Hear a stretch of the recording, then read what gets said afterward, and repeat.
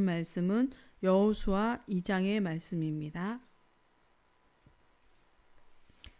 구약성경 여호수아 2장 1절부터 24절까지의 말씀입니다.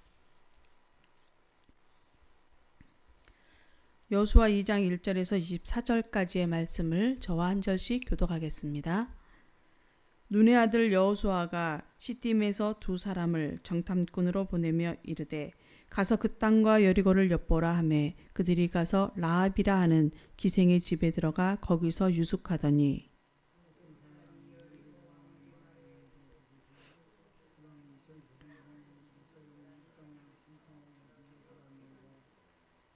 여리고 왕이 라합에게 사람을 보내어 이르되 내게로 와서 내 집에 들어간 그 사람들을 끌어내라. 그들은 이 온 땅을 정탐하러 왔느니라.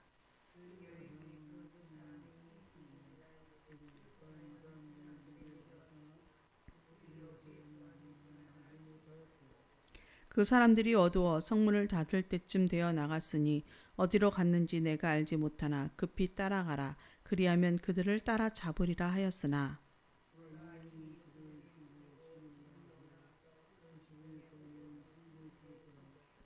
그 사람들은 요단 나루터까지 그들을 쫓아갔고 그들을 뒤쫓는 자들이 나가자 곧 성문을 닫았더라.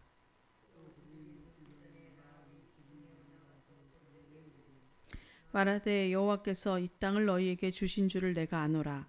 우리가 너희를 심히 두려워하고 이 땅 주민들이 다 너희 앞에서 간담이 녹나니 이는 너희가 애굽에서 나올 때에 여호와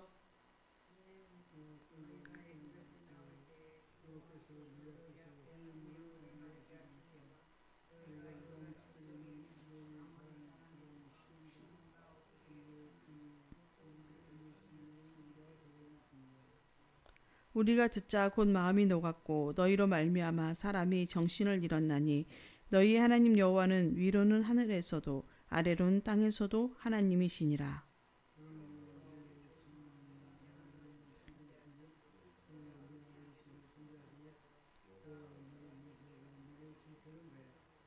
그리고 나의 부모와 나의 남녀 형제와 그들에게 속한 모든 사람을 살려주어 우리 목숨을 죽음에서 건져내라.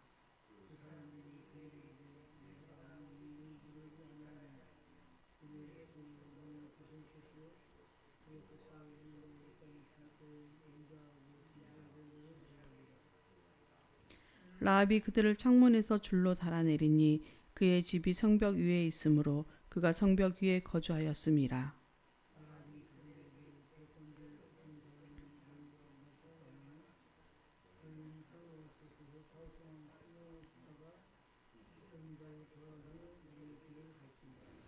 그 사람들이 그에게 이르되 내가 우리에게 서약하게 한 이 맹세에 대하여 우리가 허물이 없게 하리니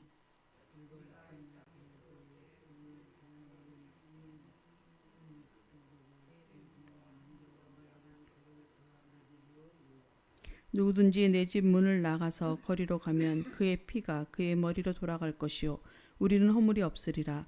그러나 누구든지 너와 함께 집에 있는 자에게 손을 대면 그의 피는 우리의 머리로 돌아오려니와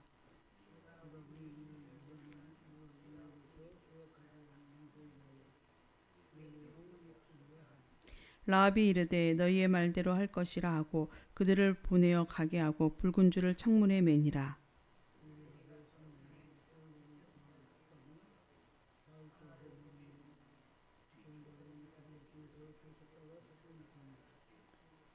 그 두 사람이 돌이켜 산에서 내려와 강을 건너 눈의 아들 여호수아에게 나아가서 그들이 겪은 모든 일을 고하고 또 여호수아에게 이르되 진실로 여호와께서 그 온 땅을 우리 손에 주셨으므로 그 땅의 모든 주민이 우리 앞에서 간담이 녹더이다 하더라. 아멘.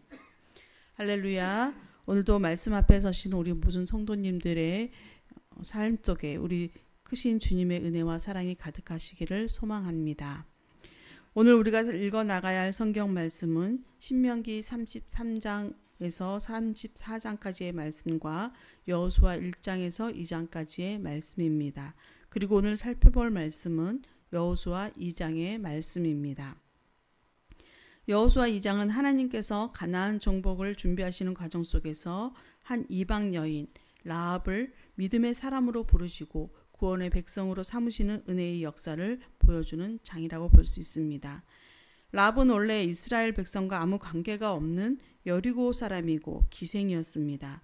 그러나 하나님은 그에게 복음의 소식을 듣게 하시고 믿음을 갖게 하시며 결국 하나님의 백성 공동체 안으로 들어올 수 있는 기회를 주신 것입니다. 여호수아 2장은 정탐꾼이 중심이 아니라 구원하시는 하나님이 중심이 되고 그 구원의 은혜를 붙든 라합의 믿음의 장을 중요하게 다루고 있습니다. 첫 번째로 1절에서부터 7절까지의 말씀은 하나님께서 라합에게 믿음의 기회를 주신다라는 내용을 담고 있습니다. 여호수아는 두 정탐꾼을 여리고로 보냈습니다. 정탐꾼들은 우연처럼 보이지만 그들은 라합의 집에 들어가게 됩니다. 그러나 이것은 하나님의 섭리라고 볼 수가 있는 것이죠. 정탐꾼이 여리고성의 어느 집에 들어갈 수도 있었지만 하나님은 그들을 라합에게로 보내신 것입니다. 라합은 정탐꾼을 숨겨주며 목숨을 걸고 그들을 보호하였습니다. 이 장면은 하나님께서 이미 라합의 마음속에 믿음을 준비시키고 계셨음을 우리는 잘 알 수가 있습니다. 라합은 아직 이스라엘 백성이 아닙니다. 그러나 하나님은 정탐꾼을 보내심으로 그에게 구원의 기회를 제공하셨고 또 성경에서 구원은 언제나 하나님이 먼저 찾아오신다라는 것을 우리는 잘 알고 있습니다. 아브람도 모세도 제자들도 그리고 라합도 먼저 하나님이 찾아오신 것입니다. 라합은 구원을 찾아간 사람이 아니라 하나님께서 오신 것이죠. 하나님은 오늘도 잃어버린 영혼을 먼저 찾아 나서시는 분이십니다. 우리도 마찬가지죠. 하나님은 우리를 먼저 사랑하셨고 우리를 먼저 찾아서 부르셨습니다. 그렇기 때문에 우리가 믿음을 가지고 오늘 이 자리에 설 수 있음을 기억하시고 하나님께 감사한 마음으로 믿음을 지켜나가시기를 소망합니다. 8절에서부터 14절까지는 하나님께서 라합의 마음에 믿음을 일으키시는 장면이라고 볼 수 있습니다. 라합은 놀라운 신앙을 고백합니다. 11절에 보니까 너희의 하나님 여호와는 위로는 하늘에서도 아래로는 땅에서도 하나님이시다 라고 고백을 하고 있습니다. 라합은 이스라엘 백성이 경험한 홍해 사건을 직접 보지 못했고 출애굽에도 참여하지 않았으며 광야 생활도 하지 않았습니다. 그러나 라합은 하나님의 행하신 일을 듣고 그것을 믿게 되었습니다. 8절에서 11절의 내용이 쭉 읽어보면 들었다라고 되어 있습니다. 여리고 사람들이 그 소식들을 들었습니다. 하나님이 행하신 일을 들었습니다. 이스라엘의 소식을 들었습니다. 라합도 들었습니다. 눈으로 본 것이 아니라 소식을 들은 것입니다. 홍해를 가르신 사건, 아모리 왕 시온과 옥을 물리치신 사건, 이 소식이 라합의 마음에 믿음을 일으켰습니다. 여기서 우리는 믿음의 원리를 발견하게 됩니다. 우리 로마서에 있는 말씀처럼 믿음은 들음에서 나며 들음은 그리스도의 말씀으로 말미암는다는 말씀이 이 원리에 적용이 되지요. 하나님은 이미 여러 해 전부터 행하신 구원의 사건들을 통해 라합을 믿음으로 부르고 계셨습니다. 같은 소문을 듣고 여리고 사람들은 두려워만 했습니다. 그러나 라합은 믿음으로 반응을 한 것입니다. 두려움이 믿음으로 변화되었습니다. 라합의 구원은 전적인 은혜입니다. 그녀는 언약 백성이 아닙니다. 율법도 몰랐습니다. 그러나 하나님은 이방인인 그녀를 선택하시고 믿음을 허락하셨습니다. 이것은 훗날 모든 민족에게 복음이 전파될 것을 보여주는 예표라고 볼 수가 있습니다. 15절에서부터 24절까지의 말씀은 이제 이 라합이 구원의 공동체 안으로 들어오게 되는 계기를 설명하고 있습니다. 라합은 정탐꾼들을 탈출시켜 줍니다. 정탐꾼들은 붉은 줄을 창문에 매달라고 라합과 언약을 하지요. 그리고 가족들을 집 안에 모두 모아두라고 합니다. 훗날 여리고가 무너질 때에 그 붉은 줄을 보고 그곳이 라합의 집인 줄 알고 라합과 그의 가족들을 살려주겠다라는 약속입니다. 붉은 줄은 출애굽기 12장에서 이스라엘 백성이 문설주에 바른 유월절의 피를 연상시킵니다. 이스라엘 백성은 어린 양의 피 아래서 살아났고 라합은 붉은 줄 아래서 살아남습니다. 구원의 근거는 자신의 공로가 아니라 하나님께서 주신 표징에 의해서 이루어집니다. 라합은 죽음만 면한 것이 아니라 이스라엘 공동체 안으로 이제 들어오게 되지요. 후에 라합은 이스라엘 사람 살몬과 결혼하게 되고 그의 아들 보아스를 통해서 결국 예수 그리스도의 족보에 기록이 되어집니다. 라합의 이야기는 여리고 함락 이야기가 아니라 하나님의 구원의 이야기입니다. 기생 라합이 메시아의 족보에 들어간 것은 하나님의 은혜가 얼마나 크고 놀라운지를 보여주고 있습니다. 예수님께서 세리와 죄인을 찾아오신 것처럼 하나님은 오늘도 가장 낮은 곳에 있는 사람들을 부르십니다. 여호수아 2장은 여리고 정복의 준비 과정이면서 동시에 한 영혼을 향한 하나님의 구원 이야기라고 볼 수가 있습니다. 하나님은 오늘도 라합과 같은 사람들을 찾으시고 부르시고 구원하셔서 하나님의 백성으로 삼으십니다. 우리 역시 그 은혜로 살아가고 있는 성도들입니다. 이러한 하나님의 놀라우신 은혜를 기억하면서 오늘의 말씀을 가지고 우리가 믿음으로 승리하는 삶을 살아갈 수 있게 되기를 주님의 이름으로 축원드립니다. 기도하겠습니다.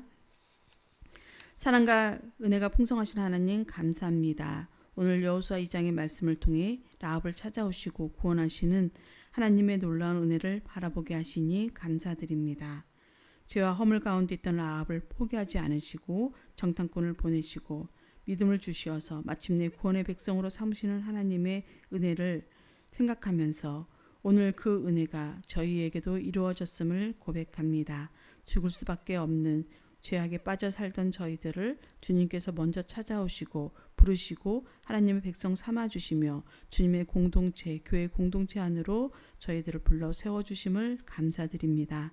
주님의 사랑과 은혜를 감사하면서 하나님이 받은 은혜를 널리 전할 수 있는 복음의 전도자로 세워질 수 있도록 저희를 사용하여 주시옵소서. 이 나라와 민족을 주께서 기억하여 주시고 주님의 뜻 가운데 통치하여 주시기를 원합니다. 세계 도처에서 일어난 전쟁과 또 자연재해로 인해서 어려움을 겪는 나라들이 있습니다. 하나님 그곳에 참된 주님의 위로와 평화가 임할 수 있도록 주께서 자비와 은혜를 베풀어 주시옵소서. 우리 창현교회를 사랑하시는 하나님, 이제 우리 창현교회가 다시금 선교 100년을 써내려가기 위하여서 새롭게 걷는 걸음 속에 주님이 함께하여 주시기를 원합니다. 주님이 원하시고자 하는 뜻대로 저희들이 그 쓰임에 닿을 수 있는 공동체가 될 수 있도록 저희를 사용하여 주시옵소서. 사랑의 주님, 우리의 자녀 세대들을 기억하여 주시고 그들에게 우리가 믿음을 물려줄 수 있는 신앙 공동체, 신앙의 세대가 될 수 있도록 저희들을 먼저 신앙으로 믿음으로 세워주시고 그 믿음이 우리의 자녀들에게 잘 전달되고 그들이 믿음을 잘 전수받아서 신앙의 유산을 이어갈 수 있도록 하나님 함께하여 주시옵소서. 시험을 준비하고 취업을 준비하며 아버지 또한 힘쓰고 있는 우리의 자녀들이 있습니다. 그들에게 주님께서 은혜를 베풀어 주시고 지혜를 허락하여 주시며 강건함을 더하여 주시고 담대함을 주시어서 마침내 그들이 수고한 모든 것들이 좋은 결과로 나타날 수 있도록 주님 함께하여 주시옵소서. 몸이 연약하고 마음이 연약한 주님의 자녀들이 있습니다. 그들을 기억하여 주시고 그들에게 치유와 회복의 은혜를 더하여 주시옵소서. 마침내 주님께서 함께 하심으로 그들에게 새 힘이 공급되게 하여 주옵시고 주님을 바라보며 믿음 잃지 않고 찬양하는 삶으로 나아갈 수 있도록 주님 함께하여 주시옵소서. 오늘도 우리의 성도들의 모든 삶 속에 주님이 함께 하시기를 원합니다. 가정과 일터와 모든 영역 속에서 하나님을 높이 드러내는 믿음의 사람들로 세워져 갈 수 있는 우리 모든 성도들의 삶이 될 수 있도록 주장하여 주시옵소서. 모든 것에 감사드리며 우리 주 예수 그리스도의 이름으로 기도드립니다. 아멘.